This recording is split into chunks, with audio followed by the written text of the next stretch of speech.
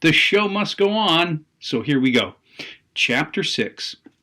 Super important today, really super important, especially if you want to be better best friends with someone. You want to be a better sibling, a better mom. You want to be better inside your relationships that you care about. All right, super important, because today I'm going to give you the 5. Wow, that happened really quickly. I usually miscount. The five negative listening habits that all human beings possess. I own them. We all own them. You'll be able to see these in your friends for sure, your parents. You'll be able to point to people and go, "That's you, Dad." But really, quite frankly, I want you to take this thing and I want you to think, yeah, that's my mom, that's my sister. But also, and here's where it gets really important, own it. Own it. Be able to point to yourself and go, oh, yeah, that might be me at times. Be able to point to yourself and go, ha ha, guilty. Okay, because then you can fix it inside those relationships that really matter. And that's going to be the key. But first, the 5 negative listening habits that all human beings possess. That was stupid. But it was kind of fun. Anyway, here we go. Negative listening habit number 1 is called pseudo-listening. Pseudo-listening. Here's the definition of pseudo-listening. Pseudo-listening is fake or false listening. Fake or false. In other words, you're pretending to listen. All right, so the slides go by really quickly. All right, so pause, write it down, go back, pause, listen again, replay, listen again to the definitions for all of these, because the definitions are going to be important. All right.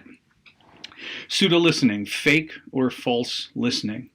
All right, here's the deal. It happens to all of us. And honestly, quite frankly, I alluded to this the other day when I held up my phone and I said, hey, put it down. Get off of that thing. If somebody comes into your life that's really important, you owe it to them and you owe it to the conversation to truly listen. The human brain was not designed to multitask. No matter what people tell, oh, I'm really good at multitasking. No, everything drives itself to mediocrity when we try to multitask. So do not think that, and do not try to multitask when people that are important to you are talking to you. All right? Here's the thing. A lot of times, we get like this and okay, listen, a student came into my classroom just last semester. And it was after school, and she stood right in front of me, and I had my computer open. And I was typing, an email back to a colleague who really, quite frankly, it was like, grr, and I'm in the middle of this, okay, and she starts off like this. She said, Joswiak, oh my God, I've had a very bad day. And I looked up at her and I said, tell me about it. And then my head went right back to the keyboard. My head went right back to the email, and I kept, okay, I pretended. I went, oh, yeah, I wasn't listening. The thing that saved me was the door that slammed as she left. And I looked up and I thought, oh my God, I did it again. And I ran out and I caught her. And I said, listen, Tina, okay, I am so sorry. Come back in the room. This one's on me. I am so sorry. I was in the middle of this blah, blah, blah, blah, blah. Okay? So much better to apologize and say, I wasn't listening, I'm so sorry, than to just let her walk away, because sooner or later, you're going to get caught. You're going to get caught. And when that happens, the relationship suffers. Okay? All right. Now, a student standing at my desk, that's important. Okay, that's really important. But I'll tell you what, There have been some times when it's been tragic in my life. I was hanging around at breakfast one day. I was minding my own business. I was eating breakfast. And my lovely wife, this was before school, my lovely wife came in and started talking to me. And I pseudo listened through the entire conversation. I even made noises like this. Oh, yeah, okay, all right, okay, okay, all right, okay. I got home after school, and my wife looked at me, and she said, "Where's Jessica?" Our daughter, Jessica, was in first or second grade, first grade at the time. And I said, "I don't know. Is she in her room?" My wife's face went completely white, and she said, "Oh my God, you were supposed to pick her up on your way home today. You said you would at breakfast. I told you I had a meeting. I told you I couldn't get her today." And my wife was livid. Long story short, I drove like 100 miles an hour. And my daughter was outside her school in tears, felt abandoned. Bad things happen when you pseudo-listen, when you fake your way through a conversation. So put it down. Close the computer. Put it down. When your mom comes into the room, take the controller, pause the game, set it down, and make eye contact. Okay? Never pseudo-listen. It gets you in trouble. It also is expensive. I'm hanging around minding my own business again, and I'm watching the hockey on the TV, because who doesn't love the hockey? I'm watching the hockey. My wife comes in the room, okay? She's a lovely woman. Comes in the room, starts talking, "How was your day?" I said, "Great, great. Would you skate and shoot the puck at the net for the love of God? Okay, skate, come on, come on." And she's talking, and I'm looking at her, and I'm going, oh yeah, okay, all right, okay. And in my head, I'm thinking, shoot the puck! 2 weeks later, a big truck rolls up in front of the house. I said to my lovely bride, I said, "Honey, what's with the big truck?" She goes, oh, it must be the new dining room furniture." I said, "What new dining room furniture?" She said, "We talked about it." I said, "When?" She goes, "The other night when you were watching hockey." I said, "That's not fair." Okay? And it's really on me. I went, yeah, okay, yep, which is a classic of mine. Yep. Okay? Pseudo-listening, fake or false listening. It gets us in trouble. It really costs us. And in some cases, it'll cost the relationship. Okay? All right. The second negative listening habit is called silent arguing. Now listen to the definition, then rewind and re-listen until it's in your notebook. The definition of silent arguing is that you listen, you really do, you listen until you hear a trigger word, something that triggers you. So you're listening until you hear a trigger word, and then in your head you stop listening and you form an argument against the person that's talking. So you start by listening, really truly, you're listening. Then you hear a trigger word, and you pretend to listen through the rest of the conversation, but all the while, in your head, you're forming an argument against this conversation, against this person. My mom was a classic silent arguer. My mom was a classic silent arguer. So, okay, I got to tell you the story. When I was a senior, I wanted to go on spring break so badly with my buddy, my pal, Bob Bonacorda. I wanted to go on spring break with my buddy Bob. Okay? And I had this great argument all built up for my parents, right? So I started in, and I said, "Mom, I'd like to go on spring break with my buddy Bob. I'm going to go down to Florida. But, Mom, we're staying away from Daytona. We're not going to Fort Myers. It's all like drugs, sex, rock and roll down on the beaches." Nope. Bob's dad has got a condo up by Orlando. And we just want to sit by the pool. I just want to relax. But, Mom, listen, I saved up all my money from working that summer job, cutting grass and doing yard maintenance. Saved it all up. I'm putting half in the bank for college. I'm putting half of it into this trip. Okay, so it's not going to cost you a dime. Okay, and Bob's dad is going to be down there. You know Bob's dad. He's a minister. Okay, he's a minister right here in South St. Paul, where I grew up. Okay, I said, Mom, what do you think? My mom said, nope. And here's how you know that you're living with a silent arguer. A silent arguer. As soon as I said the words spring break and Florida, my mom stopped listening and formed an argument against me in her head and didn't hear a single word I said after that. You know how you can tell? Here's what my mom said. She said, no. I said, Mom, why? She goes, we can't afford that. I said, Mom, I told you, I saved up all my money. I'm going to pay for this. Nope, no son of mine is going to go trampling around on the beaches, drugs, sex, rock and roll. I said, Mom, we're not going anywhere near the beaches. I said that. I told you that. No way. No son of mine is going to go unchaperoned. Mom, Bob's dad is going to be there. Okay? That's how you know you're living with a silent arguer. She didn't hear anything after the trigger words spring break. And finally, you're screaming, he's a minister! Okay? All right, silent arguer.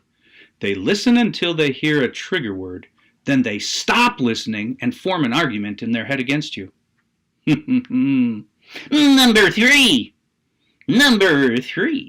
The third negative listening habit of all human beings is called premature replying. Premature replying. Now listen to the definition of a premature replier. This is a person that listens, they really do, until they hear a trigger word again. They listen until they hear a trigger word, but then at that trigger word, they jump in and cut you off. They do not give you the courtesy of even finishing the sentence that you're on. They listen until they hear a trigger word. At that trigger word, they pounce. They jump in. They cut you off. And they start spewing. Okay? Oh my God. Okay, my dad, true story, my dad was a classic premature replier. And I love this man. Love him. Okay? But he was a premature replier. Here's how you know that you're living with a premature replier. I had to start a lot of conversations with my dad with these words. Dad, please listen to everything I have to say before you make a judgment. Listen to everything, Dad. Now, Mom said no about spring break. My mom said no. So I went to my dad, the premature replier, and I started this conversation with him about spring break. Here's how I started. Dad, please listen to everything I have to say before you say yes or no. And then, because I knew what was going to happen, I would talk a mile a minute. Like, Dad, I want to go on spring break down to Florida with Bob Bonacorta and his dad. His dad's going to be there. You know, the minister at the church. Here, Dad, listen, I'm not going anywhere near the beaches. We're not going anywhere there. We're going to Orlando. Bob's dad owns a condo. It's not going to be expensive. And I've saved up. I started in a mile a minute. At the words spring break in Florida, my dad cut me off and said, nope. And I said, but Dad, now listen, I saved up. Nope. Dad, listen, I saved up on, no son of mine is going to go unchaperoned down the drugs, sex, rock and roll, Daytona, Fort Myers, no way. Okay, here's the deal. They cut you off at that trigger word. That's a premature replier. There's two more. The 1, 2, 3, the fourth, are we? Okay, we can do this. It's not that hard. Listen, the fourth negative listening habit of all human beings. You saw it on the board with this squiggly kind of line. It's called sidetracker. This person listens until they hear a trigger word. Okay, got it? Sounds the same. They listen until they hear a trigger word, but then they use that trigger word and they take the conversation off track. They use that trigger word and the conversation starts to go kittywampus all over the place. You know, the side track. And you know these people. In the business world, we hate these people. In the business world, these people get fired. Okay? It's like, stay focused. We've got a job to do. Okay, listen. You know these people too.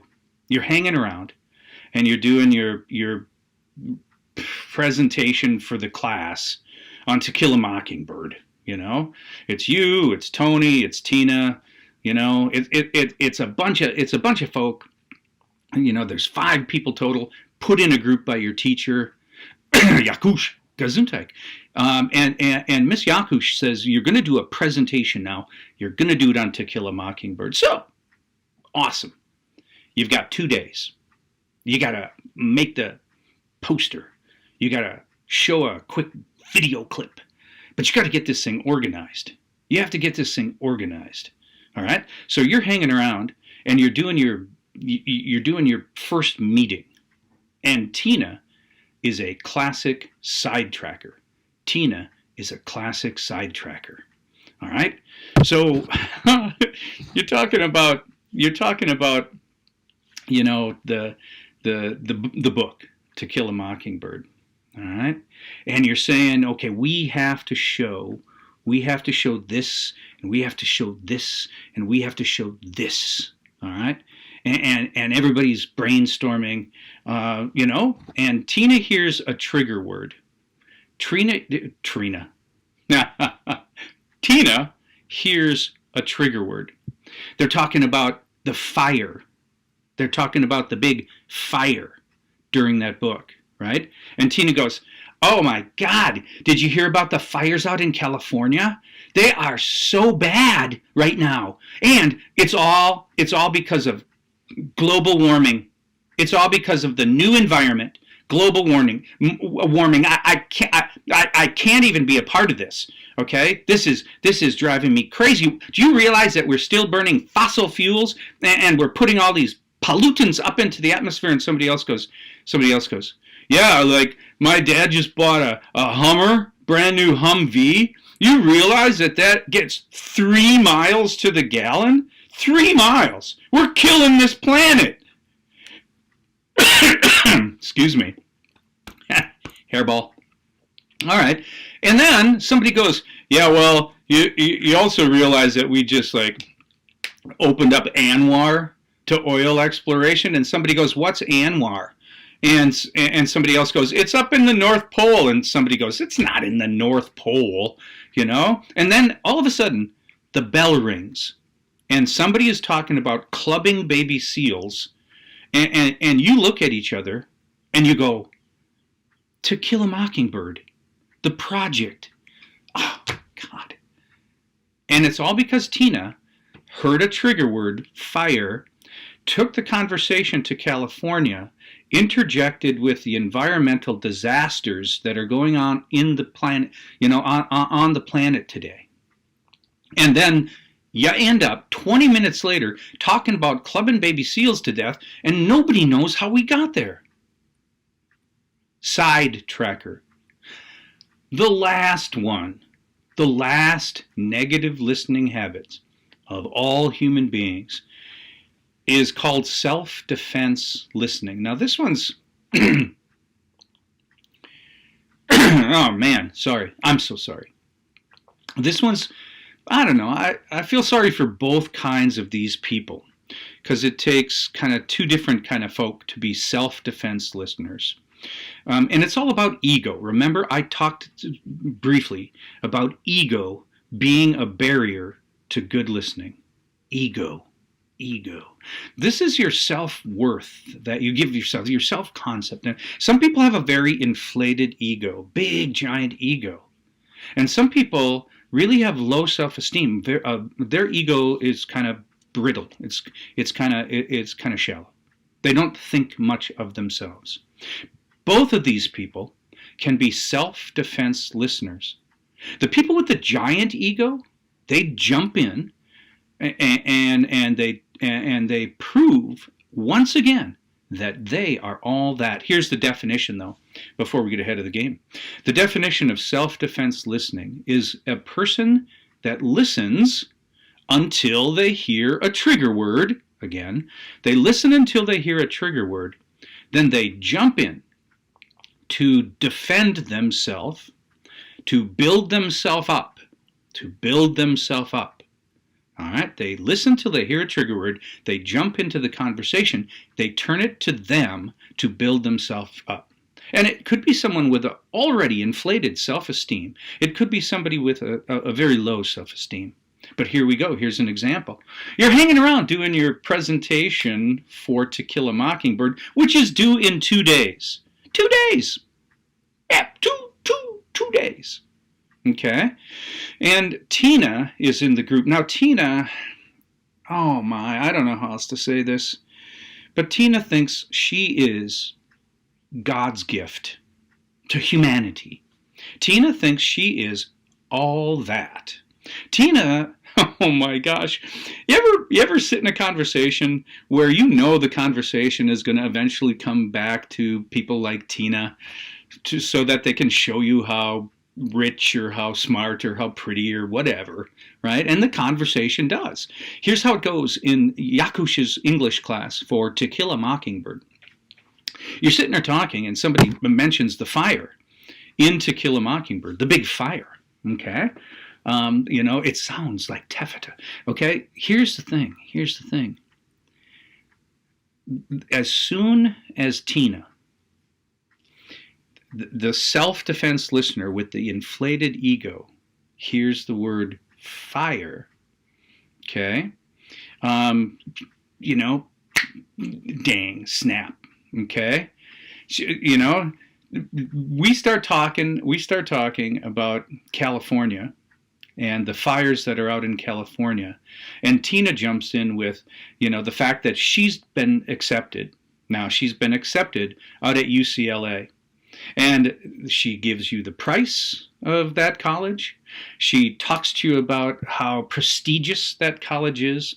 And not to mention the fact that her parents just bought her a brand new Beamer so that she can drive out to California so that she can still have a car. And at the end of the hour this time, you're out in the parking lot looking at Tina's brand new BMW. Okay? Because the conversation always becomes about Tina. Self-defense with an inflated ego, proving again that she is all that. Then there's Tony. Let's do this. Same conversation about the fire. Okay? Somehow we get to burning fossil fuels. Somehow we get to, because of the sidetracker, we get to like 3 miles to the gallon for the Humvee. Okay? Tony, who's got a very low self-esteem, doesn't think he's as smart as the rest of the people in this group, jumps in as soon as they start talking about cars to bolster himself, to build himself up. He's going to jump in to defend a very shallow self-esteem this time and push himself skyward. These are very smart people. So Tony jumps in like this. Tony goes like this because he's a car guy. All he knows is cars. And Tony jumps in and he goes like this. Yeah, Humvee, oh my God. It might get 3 miles to the gallon, but that is the ultimate off-road vehicle. Do you realize it's got 3-inch skid plates underneath that thing? No wonder it doesn't get good gas mileage. It's got completely independent suspension, and you can unlock the sway bars, giving it articulation like no other vehicle. And Tony goes on and on and on about the features of the Humvee. Okay? All right. These, again, are the 5 negative listening habits of all human beings. You have the pseudo-listener, the guy that's going to fake it, and it's detrimental to the relationship. You have the silent arguer, who's going to fake it, after they hear a trigger word, and in their head, they're going to form an argument against you.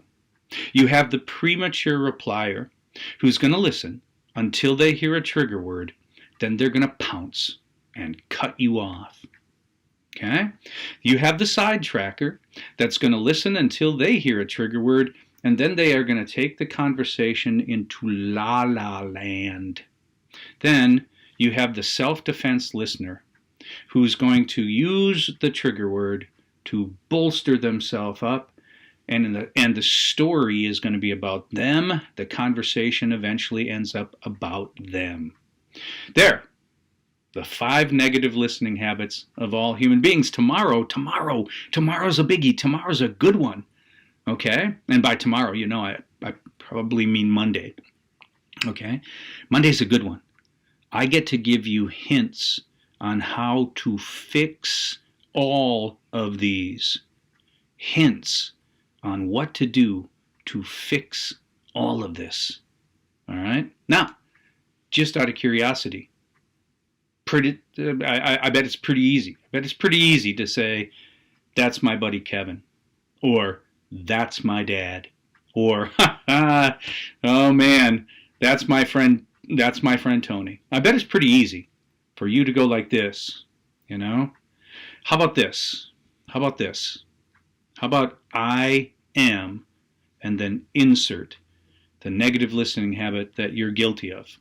That's going to be important so that you can fix it to be a better best friend. All right, I don't know how else to say it, but have a great and glorious rest of your day. Keep the smile, all that happy crap. You know I'm rooting for you.